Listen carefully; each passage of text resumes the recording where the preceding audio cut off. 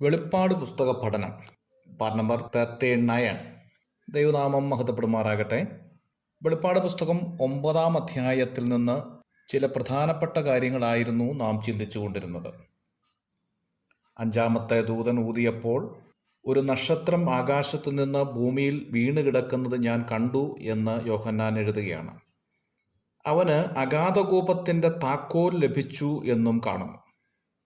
അവൻ അഗാധകൂപം തുറന്നു, ഉടനെ പെരിഞ്ചൂളയിലെ പുക പോലെ കൂപത്തിൽ നിന്നും പുക പൊങ്ങി എന്ന് കാണുന്നു. കൂപത്തിൻ്റെ പുകയിൽ സൂര്യനും ആകാശവും ഇരുണ്ടുപോയി.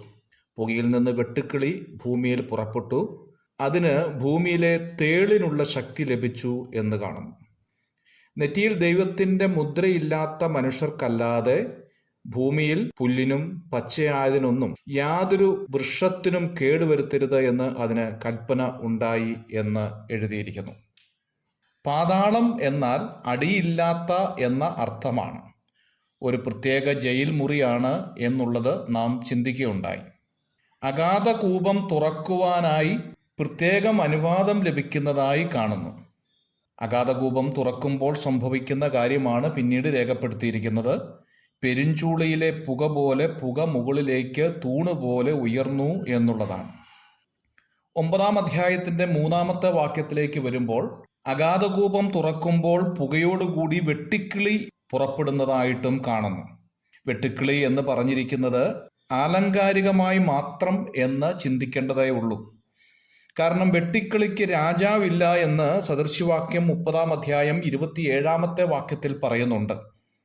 എന്നാൽ ഈ കൂട്ടത്തിന് രാജാവുണ്ട് എന്ന് വെളിപ്പാട് പുസ്തകം 9-ാം അധ്യായം 11-ാമത്തെ വാക്യത്തിൽ നാം കാണുന്നുണ്ട്.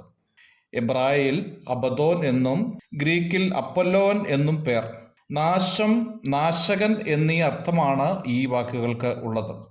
സമ്മിശ്രമായ ഒരു വികൃത ജീവി എന്ന് വേണമെങ്കിൽ പറയാം. അഗാധകൂപത്തിൽ നിന്ന് പുകയിൽ ഉയർന്നു വന്നതായ ഈ വികൃത ജീവി ഏത്, എങ്ങനെ എന്നുള്ളതിനെക്കുറിച്ച് ധാരാളം സംശയം നമുക്കുണ്ടാകാൻ സാധ്യതയുണ്ട്.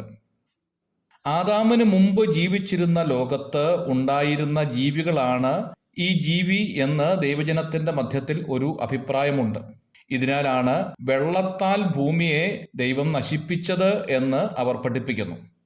യോവേൽ പ്രവചനം 1-ാം അധ്യായം 6-ാം വാക്യം ഇതിന് തെളിവായി അവർ പറയാറുണ്ട്. ഉൽപ്പത്തി പുസ്തകം 1-ാം അധ്യായം 3 തരത്തിലുള്ള പഠിപ്പിക്കലാണ് നൽകുന്നത്. ഒന്ന് ഗ്യാപ് തിയറി എന്നും, 2-ാമത് ഡേ ഏജ് തിയറി എന്നും, 3 റെവലേഷൻ തിയറി എന്നും ഇങ്ങനെയാണ്.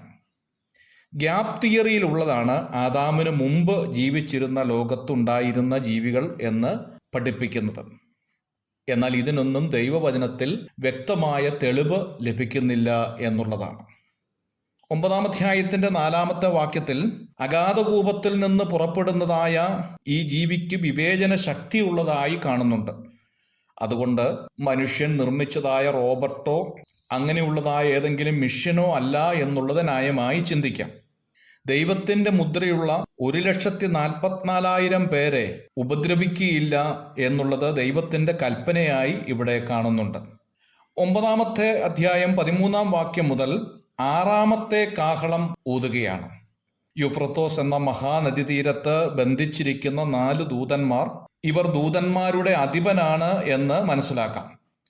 10,000 മടങ്ങ് 20,000 എന്ന് കാണുന്നു. 10,000 ഗുണിക്കണം 20,000 എന്ന് പറഞ്ഞാൽ 20 കോടിയായി വരുന്നുണ്ട്.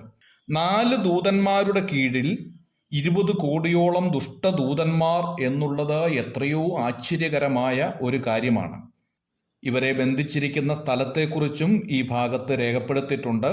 യൂഫ്രട്ടീസിന്റെ 2 കരയിലായിട്ടാണ് ബാബേൽ പണിതത് എന്ന് മനസ്സിലാക്കാം.